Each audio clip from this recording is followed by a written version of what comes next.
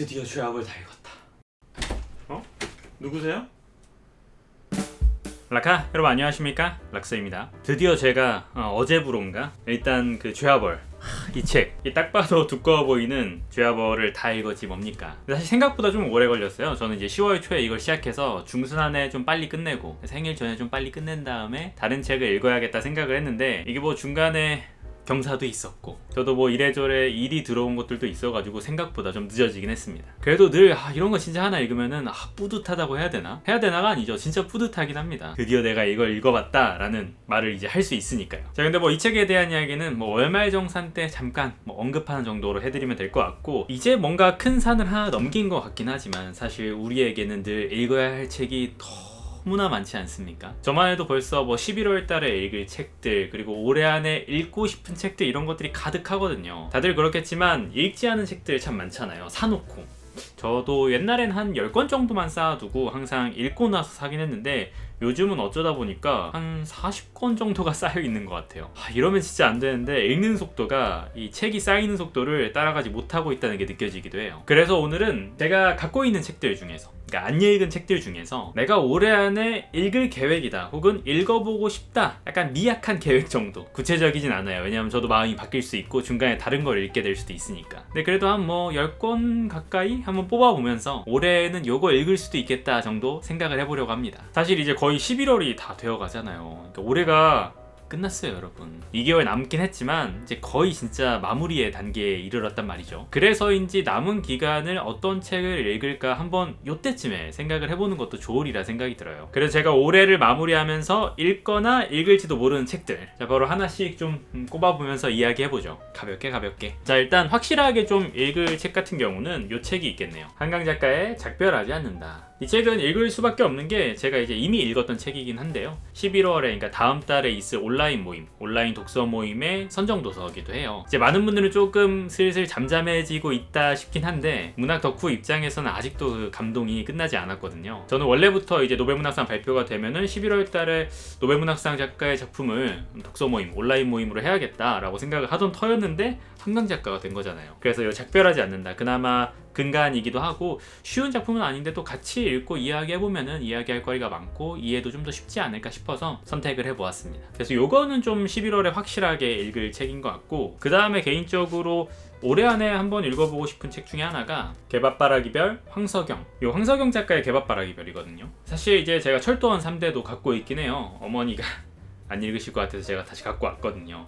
그건 좀 길기도 하니까 그것보다는 요 황석영 작가의 개밥바라기별을 한번 읽어보고, 그리고 한번 내년쯤에 철도원 3대를 시작해보면 어떨까 이런 생각이 들긴 하더라고요. 물론 중간에 마음이 변해가지고 철도원 3대부터 읽을 수도 있긴 하겠죠. 근데 아무튼 이게 책이 있다 보니까 황석영 작가를 좀 더 읽어보고 싶기도 했었고, 뭔가 요즘 한국 문학에 대한 관심이 되게 많이 늘긴 했잖아요. 한강 작가가 노벨문학상을 수상하면서 그 특수가 클지는 모르지만 그래도 없진 않으리라 생각이 들어요. 그래서 이제 저도 황석영 작가의 작품을 갖고만 있다가 한 권 더 읽어봐야겠다, 개밥바라기별을 읽어봐야겠다 하고 해서 올해 안에 읽을 책으로 일단 찜을 해두었습니다. 그리고 지금부터는 조금 중구난방으로 일단 해볼 건데, 일단 이 책 사실 여러분들은 잘 안 보이시겠지만 제가 요거 4칸, 책장 4칸이 안 읽은 책을 꽂아놓는 이 책장이에요. 여기에 물론 잡동사니들도 막 이렇게 끼워져 있긴 해가지고 실제로 꽉 차 있긴 않긴 하지만 요 4칸을 제외해서 여러분들 눈에 보이는 모든 칸들 있잖아요. 여기에 있는 책들은 그래도 나름 한 번씩은 다 읽은 것들이긴 합니다. 물론 기억나는 건 좀 별개의 일이니까요. 그럼 저 책 다 기억나세요? 라고 묻지 말아주세요. 어렴풋이 인상 정도는 말씀드릴 수 있을 것 같긴 한데 또 어떤 책들은 되게 세세하게 기억하고 있을 수도 있고요. 아직도 간간히 묻는 분들이 계시거든요. 저 뒤에 책들 다 읽은 거예요? 라고. 근데 놀랍게도 다 읽은 거긴 합니다.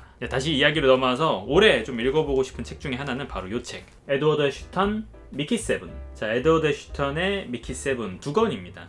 일단 미키 세븐이 첫 번째고 반물질의 블루스가 두 번째네요. 요거를 읽어보려고 했던 이유 중에 하나가 요게 내년 초죠, 봉준호 감독 연출로 미키 17이라는 영화로 개봉하는 걸로 알고 있어요. 영화가 물론 뭐 흥행할지 안 할지는 개봉을 하고 나중에 까봐야 아는 거긴 하지만 그래도 관심도가 상당히 대단하잖아요. 막 저번에 티저 같은 거 이런 거 나올 때도 사람들이 관심이 뜨겁더라고요. 그래서 그 영화의 이제 원작이다 보니까 제가 좀 빨리 읽어가지고 그때에 맞춰서 뭐 리뷰를 하거나 좀 이렇게 소개를 하면은 어떻게 알고리즘의 혜택을 입어서 조금이라도 조회수를 얻을 수 있지 않을까 하는 조금은 세속적인 마인드, 얄팍한 마인드로 이 책을 좀 빠르게 구매했습니다. 그래서 저는 이제 올해 안에 읽을 계획이긴 한데 뭐 어떻게 될지 2권짜리라서 좀 부담스러울 것 같긴 한데 그래도 SF 종류면은 재밌기도 하고 얼추 잘 읽히지 않을까라고 생각은 들긴 하거든요. 어떤가요? 이거 이미 읽어보신 분들 이거 책 좀 잘 읽히나요? 저 올해 안에 읽을 수 있겠죠? 여러분들도 내년에 영화 개봉 대비해서 한번 요거 읽어보시면 어떨까 생각이 들기도 합니다. 그래서 요거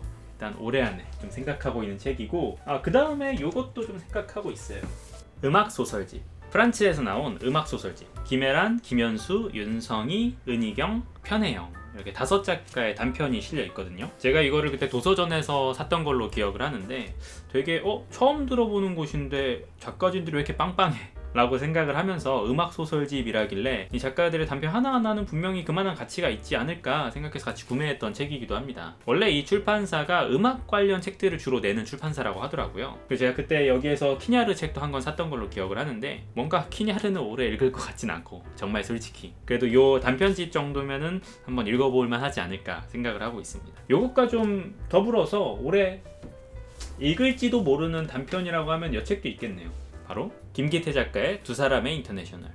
두 사람의 인터내셔널 이거 상당히 좀 핫했던 작품이잖아요. 단편집. 김기태 작가가 막 좋다 이런 이야기도 많았었고 저도 이제 젊은 작가 수상 작품집인 보편교양만 읽어봤던 것 같아요. 그리고 저 같은 경우 좀 이례적으로 원래 신간들을 잘 사거나 최근에 나온 작품들을 잘 사지 않는 편인데 뭔가 인스타 같은데 가끔 들어가 보면 많이 광고를 하기도 하고 여기저기 이야기가 많이 나오길래 궁금해서 사봤던 케이스입니다. 근데 궁금해서 사보긴 했지만 아직 펼쳐보지도 않았어요. 그러니까 사는 것까지만 궁금했던 건가? 내용은 뭐 나중에 어련히 뭐 언젠가 읽을 테니까. 아무튼 그래서 이 김기태 작가의 단편이나 음악 소설집까지 두 작품 다 단편집으로라면 올해 안에 한번 읽어볼 수도 있겠다 이런 생각이 좀 들기도 하네요. 근데 요 두 개 그래도 좀 들어보신 분들이 계시지 않을까 싶어요. 아닌가?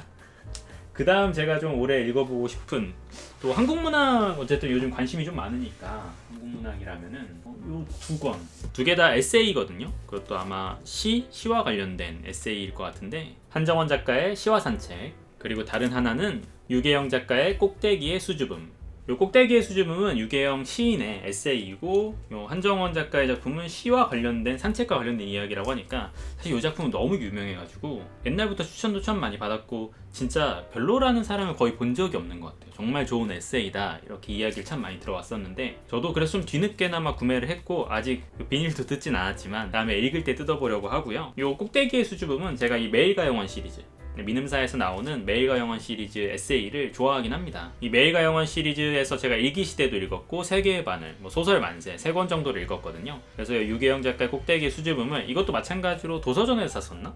도서전에서 아마 보고 구매를 했던 것 같아요. 간혹 에세이가 읽고 싶거나 산문들이 궁금할 때 시인들의 산문들이 상당히 괜찮은 경우가 좀 많더라고요. 시인들이 삶을 바라보는 방식, 이 단어들을 대하거나 언어를 대하는 방식이 좀 더 섬세하다고 느껴질 때도 있거든요. 그래서 이제 올해 안에 에세이를 산문을 읽는다면은 이런 시와 관련돼 있거나 또 시인들의 글이거나 이런 것들이 좀 땡기긴 합니다. 어떻게 요 2권 정도 딱 읽어보면은 올해 3문 정도는 잘 마무리할 수 있을까 싶기도 하네요. 그래서 요거 일단 읽어볼 계획이고 그 다음에 또 올해 읽어보고 싶은 책 중에는 요건 좀 빠르게 넘어가야 되긴 하겠지만 포로스터 동행. 포로스터 좀 요즘 뜸했죠, 그죠? 포로스터 이야기가 좀 뜸했던 것 같아요. 원래 제 채널에서 늘 포로스터 이야기는 한 번쯤 나오기도 하는데 제가 이제 갖고 있는 포로스터 책 중에 딱 2권 구할 수 있는 것 중에 아마 절판인 것들도 있고 해서 근데 2권을 지난날 도서전에서 샀다가 일단 책장에 꽂아두기만 했었는데 올해 아마 한 권 정도는 읽어보지 않을까. 그리고 내년에 또 한 권 읽으면은 일단 제가 갖고 있는 포로스터 책은 다 읽은 게 되고 혹시라도 나중에 중고로나 어떻게 안 읽어본 책들을 구하게 된다면은 더 추가로 읽을 수는 있겠죠. 근데 좋아하는 작가들의 책을 읽으면은 좀 아쉽기도 해요. 왜냐면 읽을 책들이 점점 떨어져 가잖아요. 책이 무한한 것이 아니니까. 그래서 제 책장에 어느덧 포로스터의 안 읽은 책이 2권밖에 안 남았다는 사실은 조금 낯설기도 합니다. 요거 읽어볼 계획이고 그 다음 요거는 진짜 좀 큰맘 먹고 읽어봐야 될 것 같은데 버지니아 울프의 세월. 버지니아 울프 어떻게 읽겠습니까? 이 이름 때문에도 못 읽고 사실 읽을 때마다 쉬운 작가는 아니긴 해요. 울프의 작품이 대체적으로 읽기 어렵기도 하고요. 저도 울프를 이야기하는 것에 비해서는 정말 울프 작품을 다양하게 많이 읽어본 케이스는 아닌데 이 작품을 좀 오래전에 사두고 있다가 읽어봐야지 라고 생각을 계속 해왔던 것 같아요. 벌써 몇 년 됐어 이거 산지. 한 3년이 넘은 것 같아. 근데 이 작품을 샀던 이유 중에 하나는 기억하시는 분도 있을까 모르겠는데 요 이제 작품의 번역가 역자이기도 한 김영주 옴김이라고 돼 있거든요.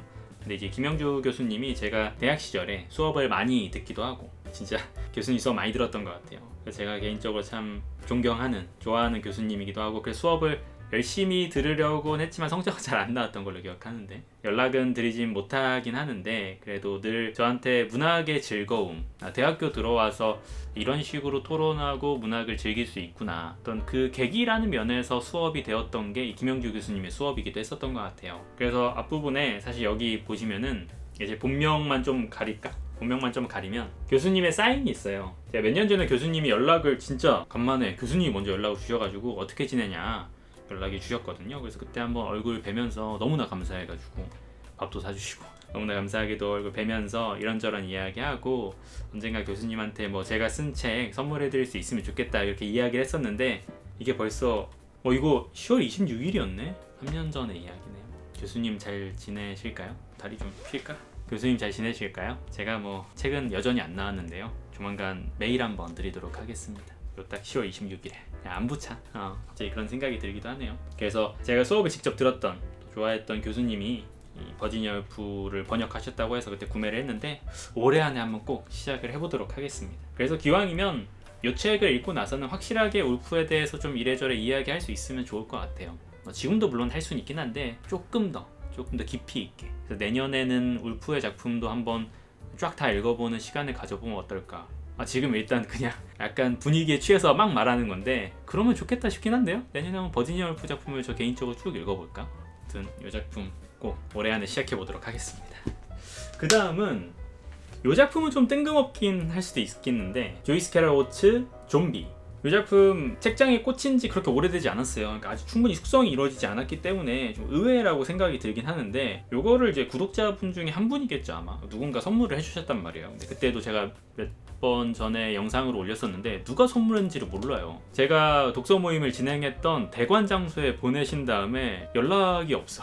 인스타든 뭐 댓글이든 책 보냈다는 연락이 없으셔가지고 누가 선물했는지는 모르는데, 뭔가 구독자분이시긴 하겠죠. 왜냐면 제가 이때 시기에 이 생방송을 진행하면서 조이스 캐럴 오츠의 좀비 이야기가 잠깐 나왔던 걸로 기억하거든요. 그래서 사실 꽂힌 지는 얼마 안 된 책이지만 한번 요거 읽어보고 싶다, 선물해 주셨으니까 라는 생각이 들어가지고 문득 이렇게 또 빼게 되었네요. 내용이 또 되게 궁금하거든요. 좀비, 어느 살인자의 이야기, 실제 살인자를 모티브로 해서 쓴 조이스 캐럴 오츠의 이야기라고 하는데 재밌을 것 같아가지고 한번 읽어보려고 합니다. 과연 어떨지, 그리고 과연 이걸 선물해주신 구독자분은 언제쯤 저에게 연락을 주실지 올해 읽어보겠습니다 한번. 그 다음은 사실 벌써 이만큼만 해도 지금 몇 권이야? 1, 2, 3, 4, 5, 6, 7, 8, 9, 10, 11권이거든요 근데 11권이면은 2달 정도라고 하면은 보통 기준으로 보면 엄청나게 많은 책이기도 하고, 제 기준으로 봐도 제가 한 달에 많으면 6, 7권, 8권까지도 읽기도 하는데 일단 한 달치는 충분히 확보가 되었어요. 그 외에 나머지 공간들은 좀 예상하지 못한 책들에서 찾아보는 게 어떨까 싶기도 한데, 한 권을 더 꺼낼까 싶다가도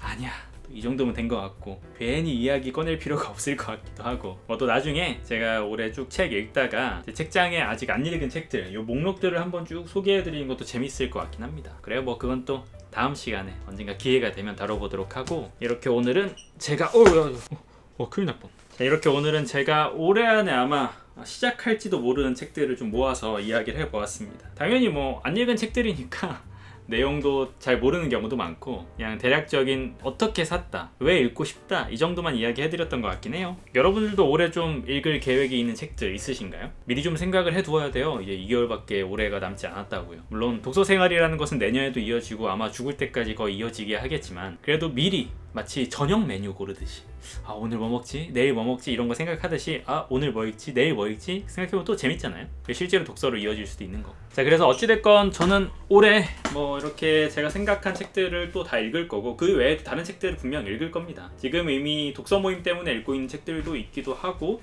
또 연말에 이 책이 갑자기 끌리는 데서 또 신간을 사고, 볼라뉴의 이름도 산다고 했는데 올해 안에 꼭 사야지 뭐 이런 여러저러한 생각들이 있기 마련이잖아요. 그래서 실제 읽고 나서의 이야기는 늘 월말정산이나 다른 영상들로 또 이야기해드릴 수 있을 것 같고요. 이건 좀 여담이긴 하지만 요 근래 좀 출판사로부터 광고 문의가 좀 많이 들어오는 것 같긴 해요. 확실히 전보다는. 채널이 좀 성장을 하고 채널이 좀 관심을 받다 보니까 이렇게 좀 눈에 띈 걸까요? 아직도 작은 채널이라 생각이 드는데 좀 문의가 옛날보다는 확실히 많이 들어오는 것 같습니다. 그래서 원래는 이제 제가 한 달에 4개 영상 정도 주에 하나를 올리니까 그 영상들을 하나하나 사용해서 광고를 해볼까 생각을 했었는데, 생각을 해보니까 그렇게 되면은 이제 한 달에 4번의 기회에 어떻게 보면 광고 영상이 좀 너무 많아지는 거기도 하잖아요. 물론 이제 광고 책을 포함하긴 하지만 그 외에 다른 책들 다 추천하긴 하거든요. 생산자인 입장에서는 사실 뭐 그런 다른 북튜버나 다른 뭐 유튜버들의 광고를 봐도 그래 다 먹고 살려고 하는 거니까 당연히 필요하지라고 생각을 하긴 하는데, 내가 만약에 그냥 보는 사람 입장이고 그렇다면 조금은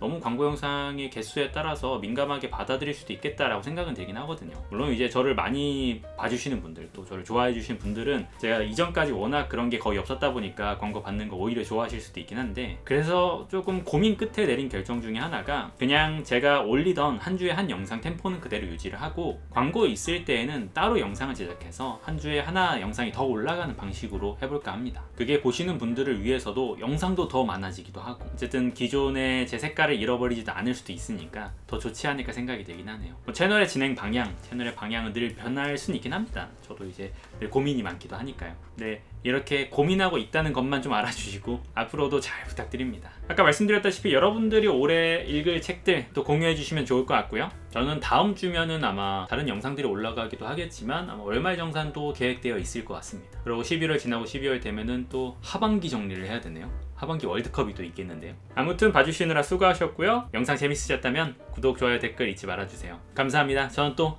책 읽으러 가겠습니다. 안녕히 들어가세요.